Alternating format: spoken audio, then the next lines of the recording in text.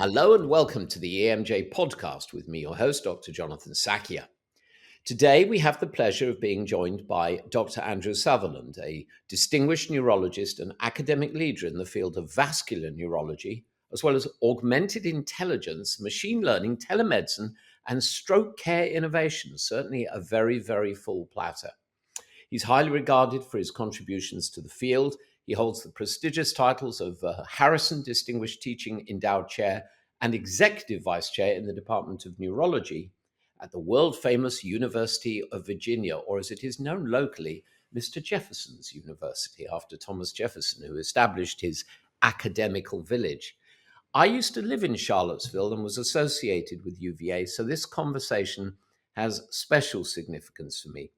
Andrew tells me that he's got an abiding passion for spring turkey hunting in Virginia and his home area of North Carolina, one state down from, as it's called, the Old Dominion for the non-Americans listening in. So welcome to the EMJ podcast, Dr. Andrew Southerland. Well, Jonathan, it's a great pleasure to be here with you on the podcast, and particularly to be speaking with you, a foregone Charlottesvillian yourself, having spent time as a visiting professor here, as I understand it, at, as you said, Mr. Jefferson's University. I am currently and have been living in Virginia for many years now, but I am a native to, as we say, the old North State, which, as you point out, is North Carolina, and I know that we're going to talk about neurology and medicine today, but as you noted, for all of our listeners, if you really want to study in the intricacies of the nervous system as it relates to survival and instincts, there's no better specimen than the wild turkey to spend your time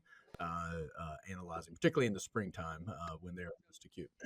You said that to me, and when I was living in Virginia, and I lived there for many years, and for the folks listening in who have been to America, they've probably been to New York and Florida and California. Go to Virginia. It is an utterly beautiful, from my perspective, it's the most beautiful part of America, and Charlottesville is an utterly charming town. By the way, Andrew, I used to always ask residents, who was Charlottesville named for? And when prior to there, I worked at George Washington University in the area of town called Foggy Bottom next to Georgetown. And I would ask the residents, who's Georgetown named for? And the answer I normally got was George Washington. I said, yeah, no, it was a different George. But there we go. So I tried turkey hunting with zero success. And you've just hinted at something, learning about neurology from turkey hunting. Tell us about the neurological tendencies of the wild turkey. And I'm talking about the bird here, not the burb. Well, Jonathan, I have some experience with both, but we'll focus on the bird.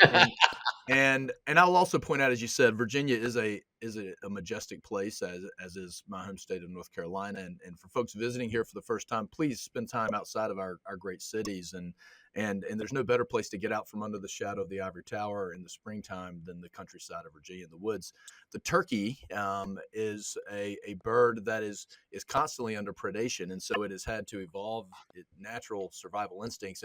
And when it comes to its brain and survival instincts, its brain is anatomically different than ours. You know, most of our brain is contributed to frontal lobe anatomy, where we form all of the executive functions and complex reasoning tasks that are related to being a human in our best version of ourselves. A turkey, on the other hand, spends most of its neurologic function on its occipital lobe, which allows it to have exquisite visual perception. It can see up to a mile in high acuity in a 360-degree periscopic way. And so in order to hunt turkeys, you have to be very still and quiet and bring them to you. You cannot sneak up on a turkey. I've learned that the hard way over the years. My father, indeed, wouldn't even take me turkey hunting until I was able to sit still long enough to be able to participate. But that's just one of many ways that you can understand how one's neuroanatomy is quite associated with one's destiny, whether you're a turkey or form and function, basically. And yeah, that's absolutely fascinating. Yeah, I do remember the nice part of it was actually a friend of mine who was a very big turkey hunter took me, and I brought my son along, and he actually said afterwards, I'm kind of pleased we heard some, but we didn't see any, and we were just sat very quiet, sipping some hot coffee and watching the sunrise, and it was It was a stunning experience. But let's dig into some of the meaty stuff. You and I can talk about bourbon and turkeys later. The COVID-19 pandemic produced a lot of noise, some founded, some less so. As part of the National COVID Cohort Collaborative, you explored the associations between COVID 19 and stroke risk. And I know there was a lot of noise in the media about that. Can you educate people about the key findings from that work and discuss the broader implications for future studies in neurology and public health? And maybe also just talk to us about better job communicating science to the masses. And this is being recorded. The new president has been brought into office, and there's a new head of the health initiatives in the United States. May have some interesting times ahead. The floor is yours, Andrew. Well, Jonathan, interesting times indeed, both present day and, of course, in 2020, when the world was turned on its end by the COVID-19 pandemic, and all of us in our own respective ways were trying to make sense, heads or tails of it as it related to its impact on society, our personal lives, and of course what we could do to better understand it in our specific area. Uh, as we talk about these uncertain times, one of the institutions that is in the headlines is the National Institutes of Health, and among other things that they have contributed to public health over the years, they were able to mobilize quickly in the pandemic, not only to, of course, produce the vaccines that ultimately helped us, prevent the disease, but they also very early on created this entity, the National Clinical COVID Cohort Collaborative, N3C, as you point out, Jonathan, which was an effort to try to harmonize data across academic institutions through one of the NIH institutes, the National Center for Advancing Translational Sciences, or NCATS, and it compiled data from 75 different institutions, across the spectrum. And so we had access to a lot of data that was harmonized, centralized, curated, so that we could study it. And so, of course, being a stroke neurologist, I was very interested, and as were many in my field, of the relationship between stroke and SARS-CoV-2 infection. We knew that it increased the risk of blood clots, thromboses, and other areas. Of course, increased systemic respiratory cardiopulmonary illness.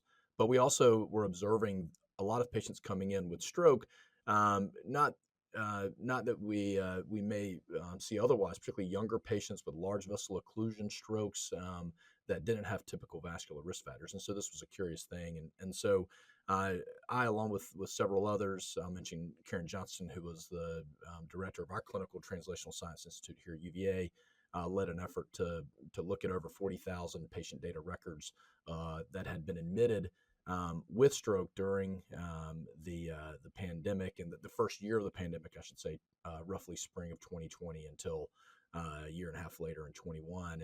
And we showed that not only was there this association between stroke severity and SARS-CoV-2 infection, meaning that if you were infected with the virus, that you were going to have a more severe stroke than you otherwise would, and this was controlled for other typical vascular risk factors. But we also noted a temporal association that after you tested positive with the infection with SARS-CoV-2, that there was a peak in incidence of stroke thereafter. And I think it sort of cemented what is likely a biological association related to the way the infection in our bodies can infiltrate our blood vessels, create inflammation, create risk for hypercoagulability, and build on other research that had already been done and continues on today to understand the relationship between systemic infection and stroke and other vascular disease. We had seen this with other prior coronavirus pandemics as well, and it's an area that I think we're still wrestling with today as we're moved on to things like long COVID research as well, Jonathan. We learned a lot.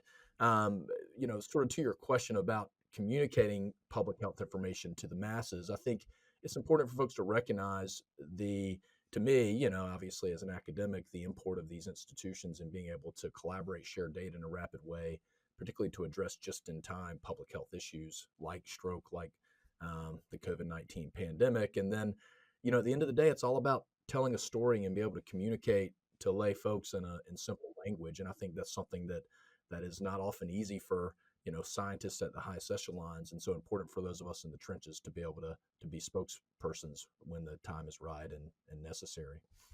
Yeah, absolutely. Thank you very much for that, because it is a challenge. And we saw in the wake of, unfortunately, a fellow Englishman, Wakefield, and the association between MMR and autism, the damage that led, people have died as a result of that, I'm sure, and suffered immeasurable harm, and totally avoidable. And we're still dealing with the consequences over 20 years further on. So, moving to a different topic, you're the principal investigator for the brain attack and neurological deficit identification tool, wonderfully abbreviated to BANDIT. I love it. I've been involved in a few of these things, and you know what you want to do, but then you've got to come up with a kick-ass name for it, and BANDIT is top dollar. But it uses machine learning and computational video analysis to revolutionize pre-hospital stroke diagnosis.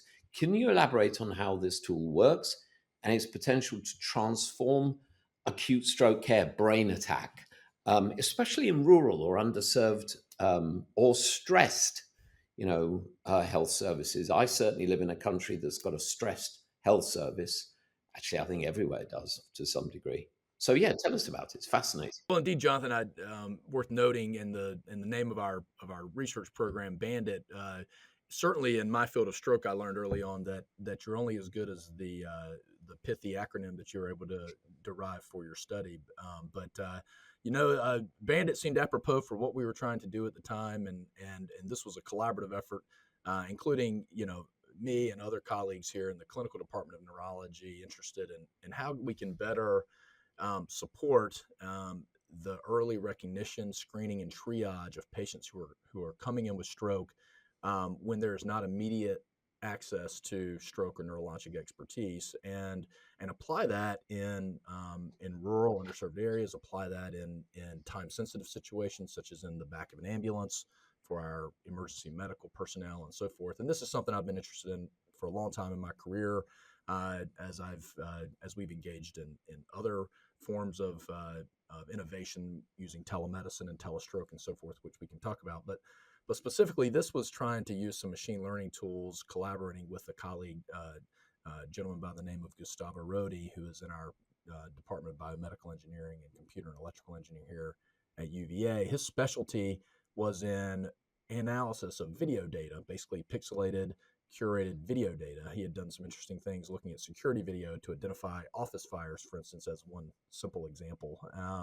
But we wanted to take what could be retrieved as easily attainable video data on a mobile device, a cell phone, of a patient who is suffering a stroke in real time, and hopefully most of our listeners will recognize some of those cardinal signs and symptoms of stroke that we talk about, related to BFAST, our acronym, with changes in coordination, eye movement, vision, facial weakness being a very common one, arm weakness, etc., that are commonly observed screening signs of stroke. But these can be subtle. They can be difficult to ascertain and differentiate from other things that look like a stroke, but that perhaps are not a stroke.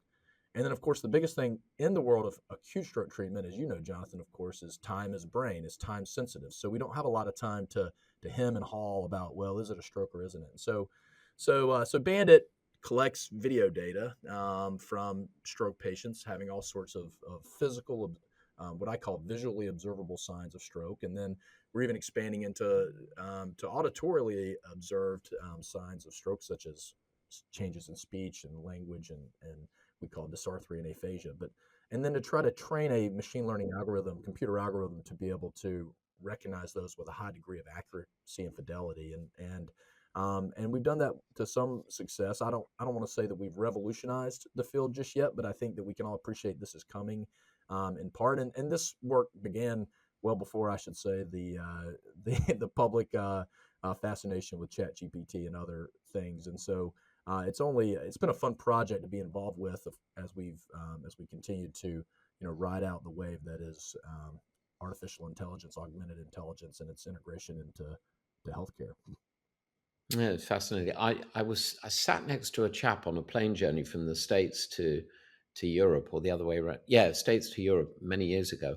Not many years ago, a bunch of years. He was an Israeli engineer. I wish I could remember his name. And he had developed the technology to convert handwriting on an iPad into text, and he came from a medical family, and he was saying we were looking at things like analyzing handwriting to spot early signs of Parkinson's or dementia, and it's just fascinating. And the imposition of AI over the top of all this, I really think I think the opportunities for us are profound, and this is a fascinating.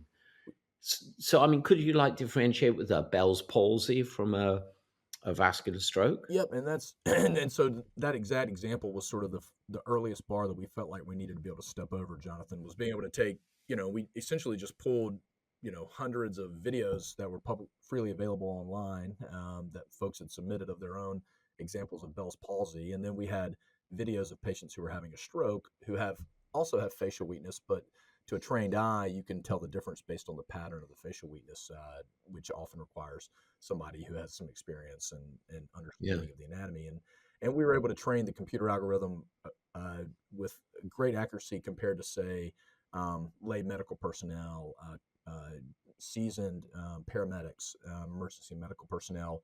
The algorithm actually performed, as well, if not better, in some instances, particularly when trying to decide, is interestingly enough, if the facial weakness was on the right side or the left side, which is challenging even for my residents and my students at times. But Jonathan, I wanted, as we talk about AI, just it's worth mentioning as we get into more of the podcast. I am not a technological expert. I have been involved with some of these, groups that are trying to understand its integration in healthcare through the American Medical Association, and my work is funded through the American Heart Association. I should give credit to, but as it really comes down to it, anything that a human can do with your eyes, your ears, your mind, these computers ultimately can be trained to do. Now we can get into the essence of the emotional quotient of being a physician and the as it relates to personality and behavior, but certainly these constructive tasks, our occipital lobes are no different than a computer vision tool, and a computer, by the way, can do it inexhaustibly over thousands and thousands of cases in a short time frame that may take one an entire career to acquire, especially if you're a paramedic out in the community and may see one patient with a stroke every few months or so, for instance. So it's trying to translate something that really is a human skill that we entrain through experience and knowledge, and translate that into a tool. But I emphasize a tool, not something to replace, but to augment what we do as humans. and that's the key thing, really, because people tend to abreact about these sort of things instead of putting them into context. I'm working on a project at the moment, and I've been playing around with AI, and I've established without a shadow of a doubt AI cannot do humor. It cannot do humor.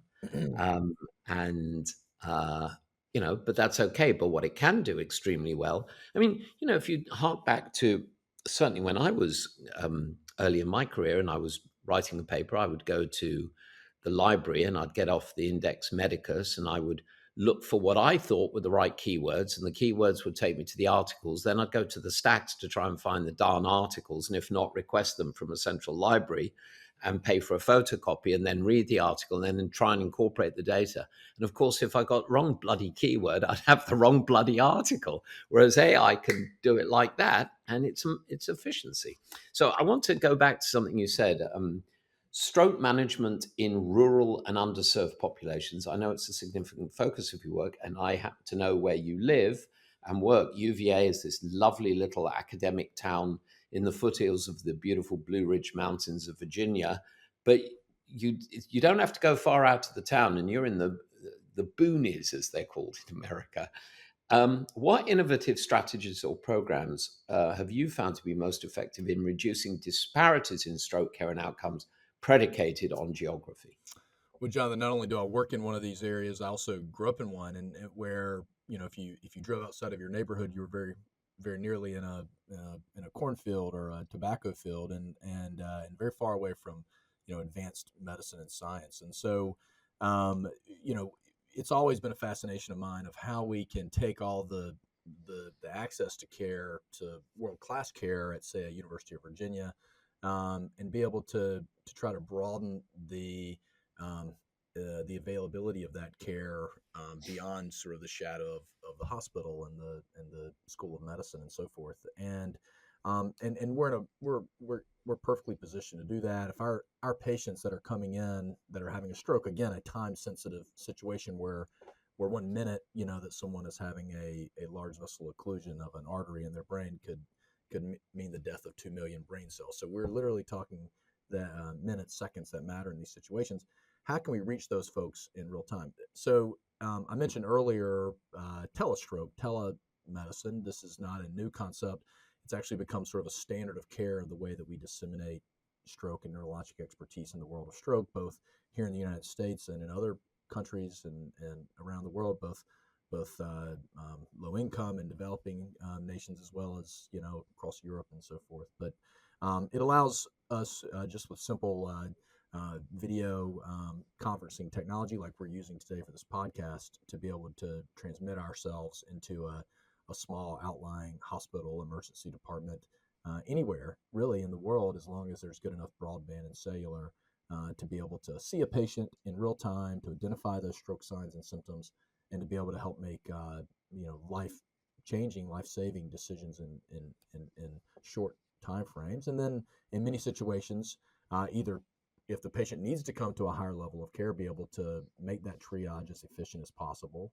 And also equally beneficial, not transfer people that don't need to be transferred, so they can, if they don't need to come to the big hospital, if we can see them and provide that sense of stability to the local team, then they can avoid a costly helicopter ride, for instance, or being relocated from their local institution. So there's a lot of benefits to that. And in our telestroke program here at UVA, we cover many hospitals throughout Central and Southwest Virginia. This is Appalachian country, and it's a really rewarding program to be able to participate in, and it's predicated on the technology being able to provide that service, but it's really built on the human relationships that we forge between our sort of hub academic center and our outlying partners, and that human connection really has grown on the spine of this technological infrastructure, and that's been the most fun part about it. So I'd say that certainly has been the most revolutionary thing in stroke and telestroke, and there's many,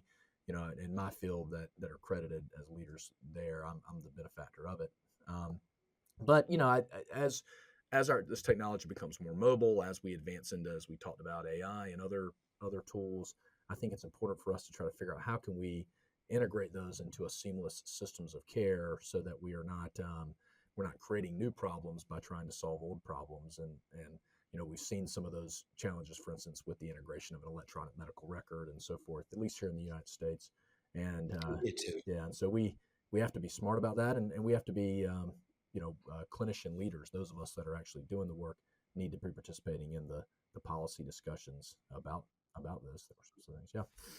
Many years ago, I did a mini sabbatical with the Royal Flying Doctor Service in far north Queensland in Australia, and one of the elements that they did was to ensure that the population were educated about medical issues, so they knew how best to leverage.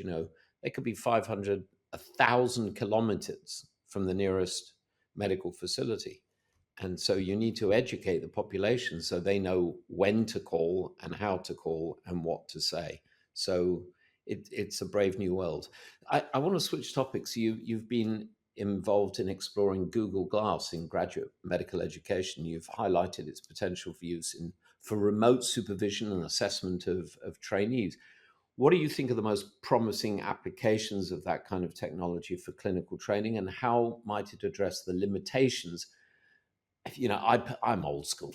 I think that nothing like sitting next to a colleague and being educated. And I think back to the people who I was privileged to work with, who took the time and, like little nuances that you just couldn't get from a book or from a lecture or from, well, maybe I'm wrong. Tell me. Well, no, Jonathan, you won't find any disagreement from me there. I think still the most ideal way to learn our craft is apprenticeship with masters of our craft. And in my field of neurology, there's still so much emphasis on the ability to do an exquisite neurological exam and those techniques and so forth. And they can really only be learned at the bedside with patients, with experienced folks to be able to learn from.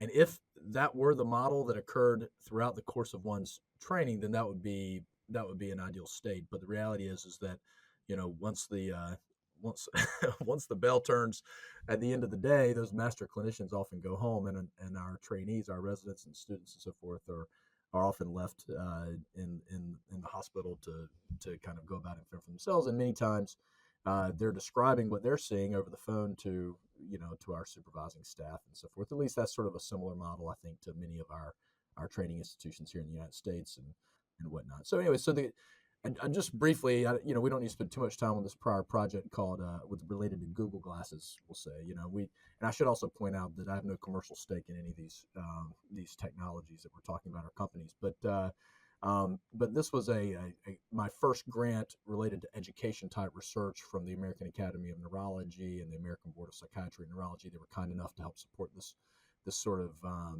I'd say, I don't want to call it completely harebrained, but it was sort of an out there sort of idea that we could take these wearable glasses, that residents could wear them around the hospital after hours, and that if they were seeing a patient with a stroke or a tremor or some other type movement disorder, that then they could put those on, and then I could video in and I could see what they were seeing on the other end and help guide them. And it worked sort of well, but the technology itself was not quite as advanced at the time. This was 10 years ago that we were doing this project.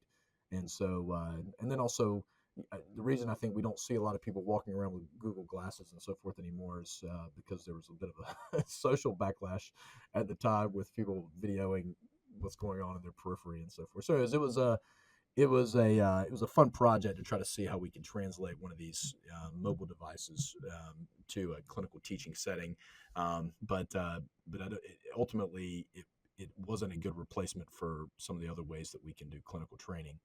You asked me now, sort of, what am I most excited about, Jonathan? And I think apart from sort of the visual learning of sort of seeing a clinical exam and observing signs and symptoms, one of the most core things to those of us in say the cognitive subspecialties of medicine like neurology is the ability to reason through a complex case. And so sort of clinical diagnostic reasoning is something that as an educator, I've been interested in trying to refine how we teach that. How do you teach it to folks who have different forms of reasoning and their so forth, and not make cognitive errors, which is, to err is human.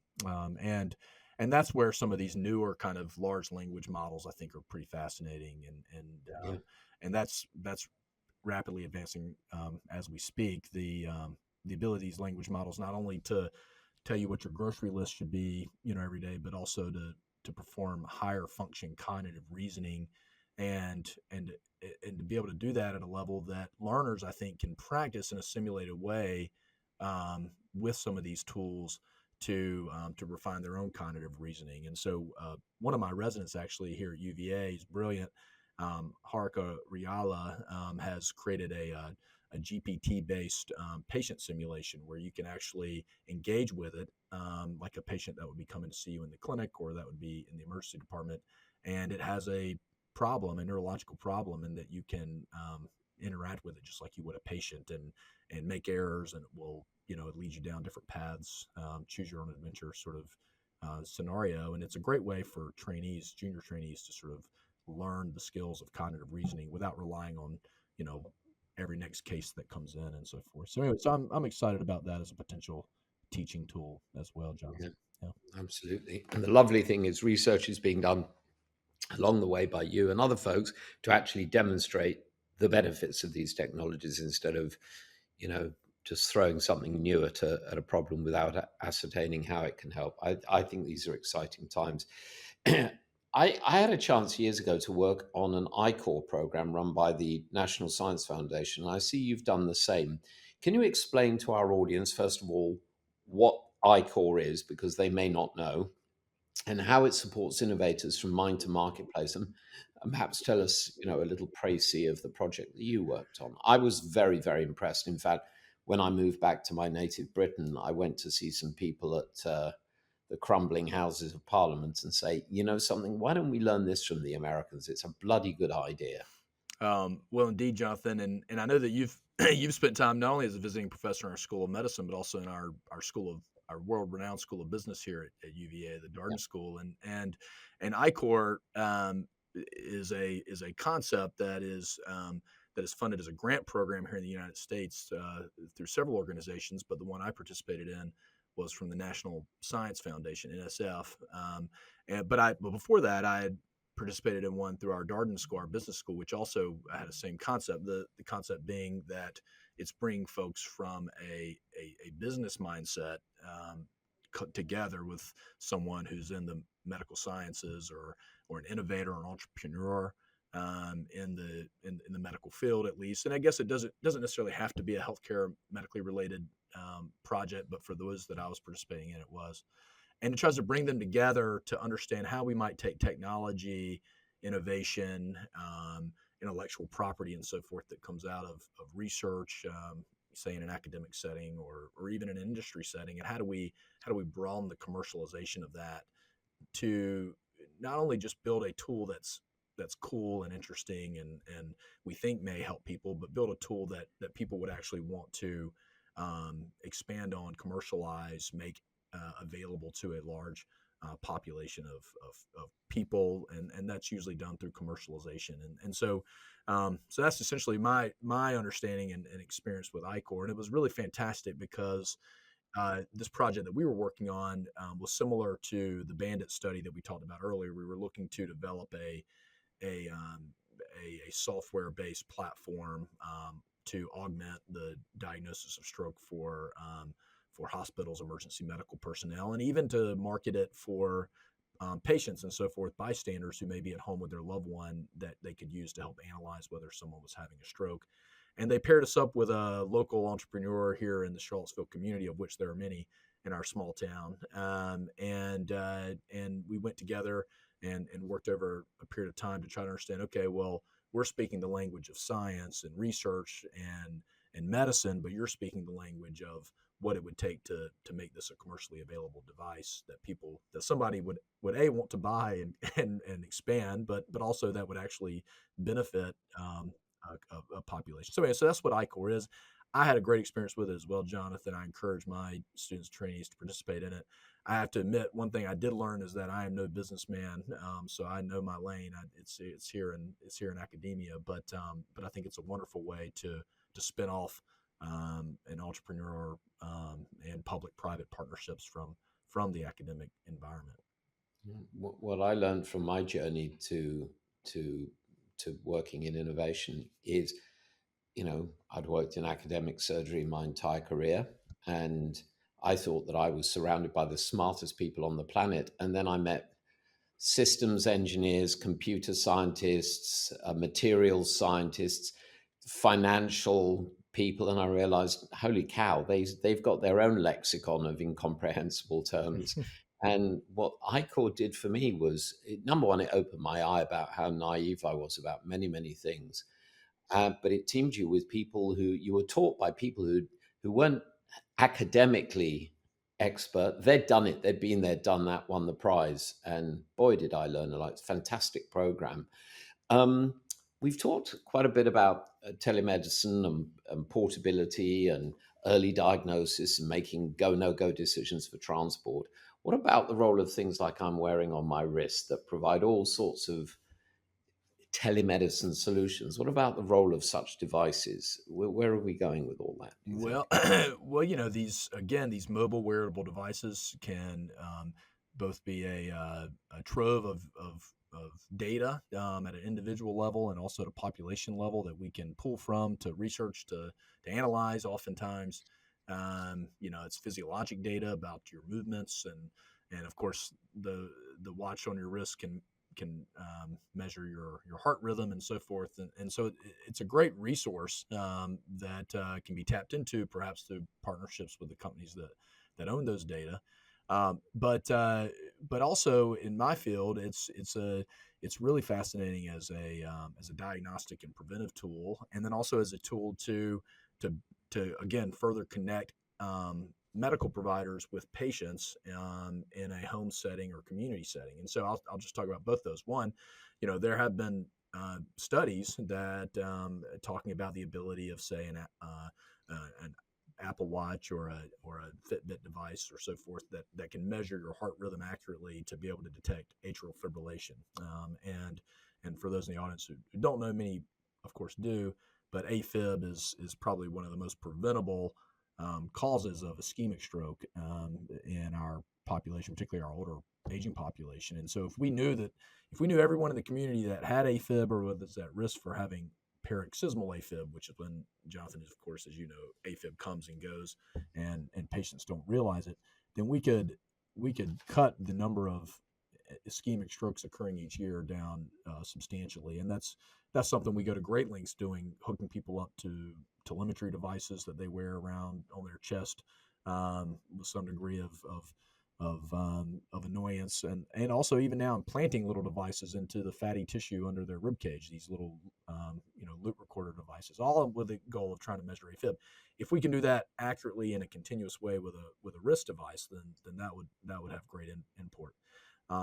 The other way, of course, is through home monitoring type programs, and for patients, particularly with cognitive impairment and so forth, where you can measure kind of their activities. You can see anything from if they fall at home and no one's there to help them, to reminding them when to take their blood pressure medication and so forth. So I think there's all sorts of ways that we can use these mobile devices, and I've got great colleagues who are interested in researching those sorts of things as well. Again, it's all predicated on new technology and innovation, but it's built on connecting humans in systems of care to improve health, which I And one other thing to throw out there is it's got to be done in a cost-effective fashion, yes. because we've got a growing population, an aging population, we've got limitation of resources, and it's a troubling world. So, Well, Jonathan, if I may, to that end, I mean, almost everything that we've talked about today, we've tried to do it with cheap materials, cheap devices for that very reason, particularly when you're considering rural, underserved areas. And I think that the optimism there is that, these mobile devices that we carry around in our pockets now, they used to take up an entire room, to do the same kind of function. And so technology will continue to become cheaper, more mobile, et cetera. And hopefully that'll help these efforts. Yeah. so, we're running out of time, but I always like to ask guests a final question. If you were to be walking through the beautiful Blue Ridge Mountains, and whenever I say that, I always, in my mind, the Laurel and Hardy song "On the Trail of the Lonesome Pine" comes into my head. But if you're walking through the Blue Ridge, which I used to love hiking in, and you came across an old bottle, you pick it up, you rub it, and out pops a genie. They're not that common in the Blue Ridge Mountains, but let's go for it. And the genie says, "Professor, you have got 3 wishes for your area of healthcare. What might you wish for?" Well, Jonathan, there's I've thought about thinking about a question like that is challenging, because it gets into all sorts of the old 3 wishes. Do I wish for something specific, or do I miss my opportunity to wish for get that plus many other things? But in any event, I think just to kind of tackle it for the disease that I treat most often, which is in stroke, I wish that we had we have made a lot of advances in the way that we treat patients who are coming in with a stroke, the ability to reverse those signs and symptoms, and decrease the amount of brain damage that they suffer. But I think we still have a long way to go in prevention. Good old Benjamin Franklin said, an ounce of prevention is worth a pound of cure.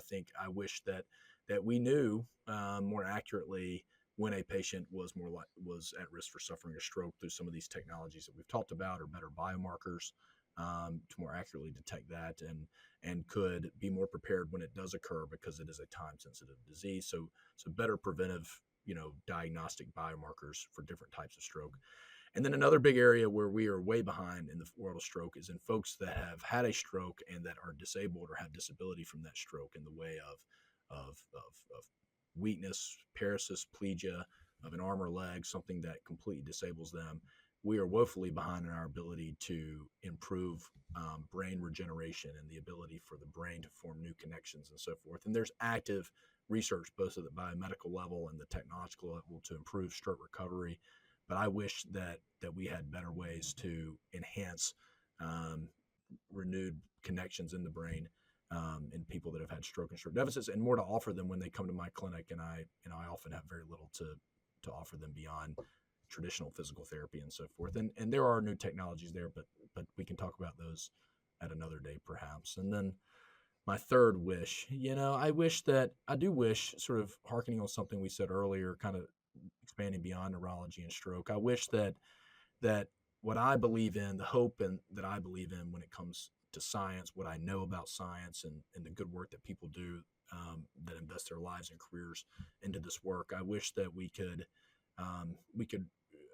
restore more public trust in what is happening in the world of science, and that yes, there are a lot of things that we can do better, and there are areas that we need to be conscious of bias and relationships and so forth, but that ultimately science is important. It's a public good. It's critical for the advancement of our society and the health of our citizens, and we need to believe in it and support it and have positive relationships about it, both in academia and industry and so forth, but also across the streets and communities of the United States and Europe and the rest of the world. So anyway, so those are my three wishes. It sounds a little bit like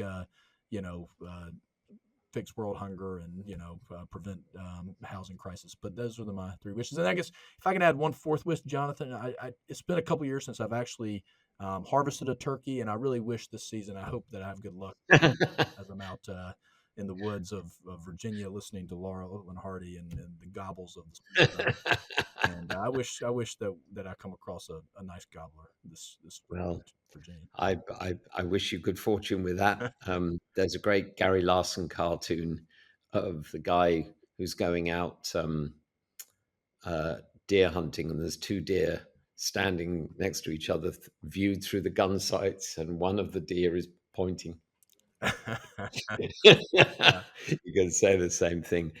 I'm afraid that's all we've got time for today. I'd like to thank Dr. Andrew Southerland for being with us today. A real pleasure, joy to chat with you. And yes, we're going to do it again. Well, Jonathan, it's been a great pleasure for me as well, and thank you for all of your interest in the work that we do, that I do, of which I'm just one spokesperson of many collaborators, and all the work you do for your podcast to bring awareness of these things to the community, both the medical community and otherwise. And I hope that you will return to your stomping grounds here in Virginia and allow me to repay the hospitality someday in the near future. That would be delightful. I have many fond memories of Virginia, but we'll talk further about that offline, and I'll tell you some stories. So, to the folks listening, thank you for taking the time to listen in, because that means you're really interested in doing what we all want to do, which is to serve our patients. And please subscribe wherever you get your podcasts, Spotify, Apple, you know the score. Leave reviews, say nice things, tell your friends and colleagues. I believe it helps. And please join us next week for another fascinating episode. Until then, I'm Dr. Jonathan Sackier. Thank you for listening to the EMJ podcast. Please, everyone, stay safe, stay well, stay curious. Bye for now.